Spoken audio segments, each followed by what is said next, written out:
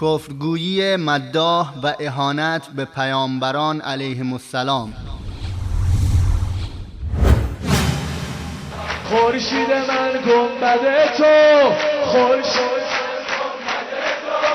کعبه من مرقد تو، خورشید من گنبد تو، کعبه من مرقد تو، بهشت برا اهل تقوا، بهشت من مشهد تو، بهشت من مشهد، بهشت من مشهد تو، بهشت من مشهد.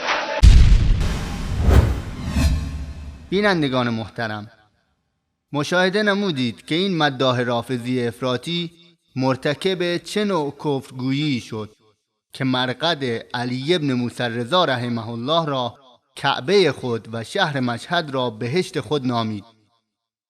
البته این برگرفته از عقیده روافض است که شهر مشهد را بهتر از مکه مکرمه و مرقد امام رضا را برتر از خانه کعبه و زیارت امام رضا را افضل از 70,000 حج می دانند.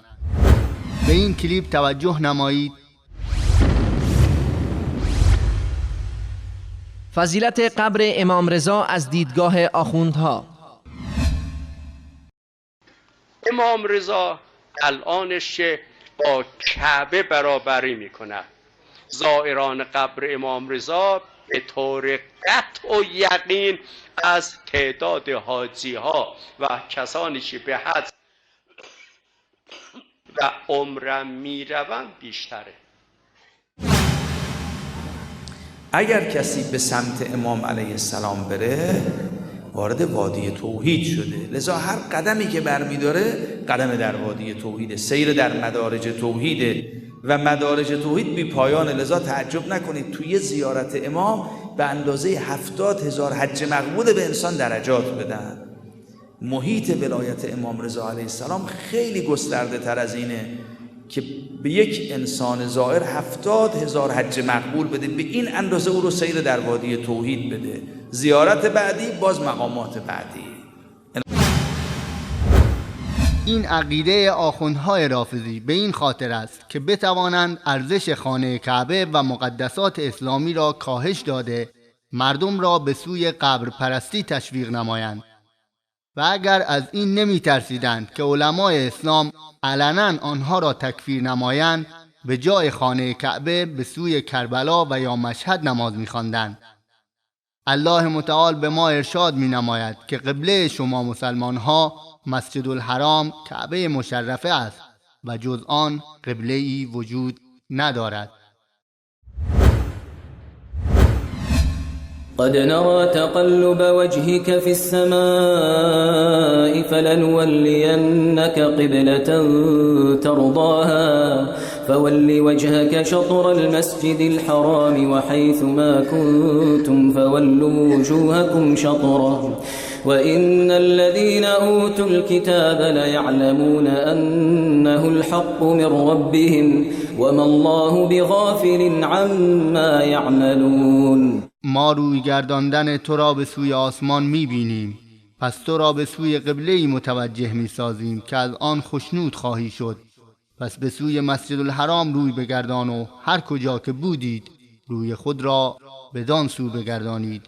و همانا کسانی که کتاب را داده شده اند می دانند که آن حق و از جانب پروردگارشان است و الله از آن چه می کنند بیخبر نیست. پس قرآن کریم فقط کعبه را قبله می داند و مرقد امام رضا رحمه الله را اصلا نمی شناسد. آیا شیعیان منصف نباید بیندیشند؟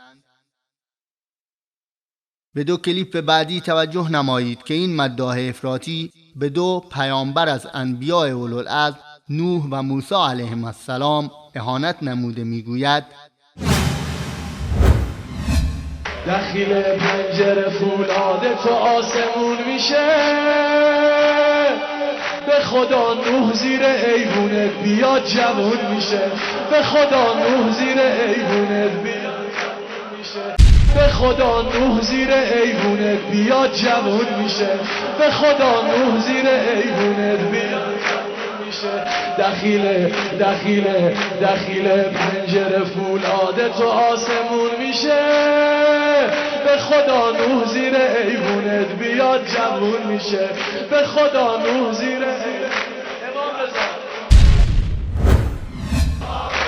موسا تو حرم خادم افتخاری موسا تو حرم خادم افتخاری موسا تو حرم خادم افتخاری موسا تو حرم خادم افتخاری قربونت عجب پرچم سبزی داری قربونت عجب پرچم سبزی داری موسا تو حرم خادم افتخاری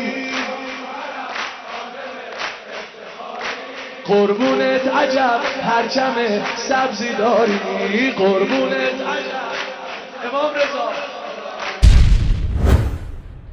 به نوح علیه السلام اهانت نموده میگوید اگر او در زیر ایوان امام رضا بیاید به حالت جوانی برمیگردد و به موسی علیه السلام اهانت نموده میگوید که موسی علیه السلام در حرم امام رضا رحمه الله خادم افتخاری است. البته این هم برگرفته از عقیده پوچ این رافضیان است که ائمه را افضل و برتر از انبیا علیهم السلام می‌دانند و این اعتقاد کفر صریح است. به این کلیپ توجه نمایید.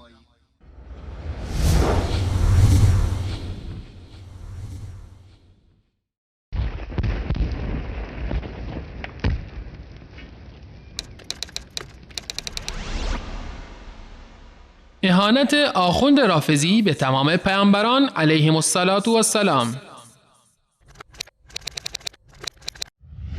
و من این نکته هم در اینجا عرض کنم که بله ما هیچ گونه ابا نداریم از این که اعلام کنیم که علی ابن ابی طالب بر تمام انبیا حتی بر انبیای اولوالعزم برتری داره که علی ابن ابی طالب بر تمام انبیا حتی بر انبیای اولوالعزم برتری داره. حالان که قرآن کریم در آیات متعددی از انبیاء مختلف نام برده و آنها را بر دیگران برتر می‌داند، چنانچه در سوره مبارکه انعام بعد از ذکر نام 17 پیامبر بزرگوار من جمله نوح و موسی علیهم السلام در آیات 83 تا 86 در آخر می‌فرماید و کلا فضلنا علی العالمین و همه را بر جهانیان برتری دادیم، اما از ائمه در قرآن کریم خبری نیست.